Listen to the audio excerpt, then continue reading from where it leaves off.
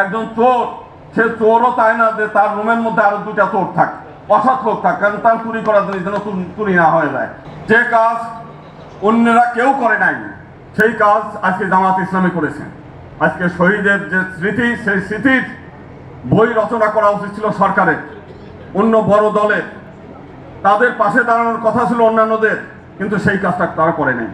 শুধু তাই না, বাংলাদেশে যদি অসাম্প্রদায়িকতার নামে, সেকুলারিজমের নামে বহু ভণ্ডামি দেখেছি, কিন্তু বাস্তবতা হচ্ছে জামাত ইসলাম যে কার্যক্রম করেছে তার কাজ প্রমাণ করে যে একমাত্র বাংলাদেশ জামাত ইসলামই বাংলাদেশের একমাত্র সাম্প্রদায়িক দল, সেটা তারা প্রমাণ করেছে। শুধু আজকে না, অতীতে আমরা দেখেছি বাংলাদেশের উত্তরবঙ্গে হিন্দু তীর্থযাত্রীরা জলে ডুবে মারা গেছে, তাদেরকে আমরা জানার আগেই তারা তাদেরকে সাহায্যের হাত বাড়িয়ে দিয়েছে, তাদেরকে সেই ব্যবস্থা করেছে।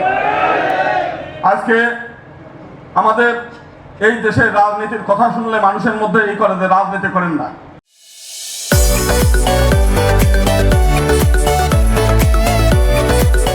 বাংলাদেশের মানুষ সেবক চায় এবং জামাত ইসলামী জনগণের সেবক হিসেবে সেই কাজগুলো করছে। প্রচলিত ধারা যে রাজনীতি, সেই রাজনীতি মানুষ এখন চায় না। এখন মানুষ উদ্গ্রীব হয়ে আছে যে এই দেশ সব সংগঠনকে দেখেছে, এই দেশের আলেম ওলেমাদের দ্বারা, ধার্মিক লোকদের দ্বারা এই দেশ একবার দেশ পরিচালনা হোক, সেইটা চায়। এবং আমরা চাই যে আগামী দিনে জামাত ইসলামের নেতৃত্বে এই দেশ পরিচালিত হবে।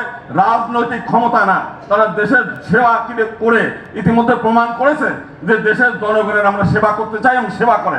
ক্ষমতা তাদের কাছে বড় চাওয়া না, সেটা অলরেডি জামাত ইসলাম প্রমাণ করে দিয়েছে। এবং এই দেশ, স্বামী প্রণবানন্দ বলছে যে এটা হচ্ছে নীতি, আদর্শ এবং ধর্ম আধ্যাত্মিকতার দেশ। আমরা চাই এই দেশ ধার্মিক লোকদের দ্বারা পরিচালিত হোক, এই দেশ আধ্যাত্মিক লোকদের দ্বারা পরিচালিত হোক, তাহলে এই দেশ সৎ এবং আদর্শ মানুষ গড়ে উঠবে। আমরা জামাত ইসলামের আগে 2 জন মন্ত্রীকে দেখেছি যে তাদের বিরুদ্ধে নানান অভিযোগ থাকতে পারে, কিন্তু তাদের বিরুদ্ধে দুর্নীতির অভিযোগ আসে নাই। আমি আজকে আসার পথে একজন বলছিল যে একজন চোর, সে চোরও চায় না যে তার রুমের মধ্যে আরো দুটা চোর থাক, অসৎ লোক থাক, কারণ তার চুরি করার জিনিস যেন চুরি না হয়ে যায়। তো সেই কারণে বাংলাদেশের প্রতিটি মানুষ চায় যে একটা সৎ আদর্শ এবং সৃষ্টিকর্তার আইন দ্বারা এই দেশ পরিচালিত হবে, সেইটা চায় এবং আমরা সেই দিনের অপেক্ষায় আছি। ধন্যবাদ।